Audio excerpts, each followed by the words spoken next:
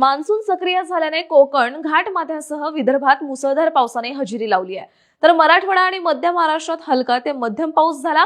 आज 25 जुलै रोजी कोकण घाटमाथ्यासह पूर्व विदर्भात मुसळधार पावसाची शक्यता असल्याने सावधानतेचा इशारा देण्यात आलाय। कोकण विदर्भासह राज्यात जोरदार पावसाची शक्यता हवामान विभागाने वर्तवली आहे। गुरुवारी म्हणजेच काल 24 जुलै रोजी सकाळपर्यंतच्या 24 तासांमध्ये विदर्भ, कोकण, घाटमाथा आणि मध्य महाराष्ट्रातील धरणांच्या पाणलोट क्षेत्रामध्ये जोरदार पावसाने हजेरी लावली आहे। मराठवाड्यासह राज्यात तुरळक ठिकाणी हलका ते मध्यम पाऊस झालाय। विदर्भाच्या गडचिरोली जिल्ह्यातील मुलचेरा येथे सर्वाधिक 240 मिलीमीटर पावसाची नोंद झाली आहे। कमाल तापमानात चढ उतार सुरूच असून विदर्भातील ब्रह्मपुरी येथे राज्यातील उच्चांकी 33.5 अंश सेल्सिअस तापमानाची नोंद झाली। आज 25 जुलै रोजी कोकणातील रायगड, रत्नागिरीसह मध्य महाराष्ट्रातील पुणे घाटमाथा, साताराच्या घाटमाथ्यावर तसंच विदर्भातील भंडारा, गोंदिया, चंद्रपूर, गडचिरोली जिल्ह्यात मुसळधार पावसाची शक्यता असल्याने सावधानतेचा इशारा देण्यात आलाय।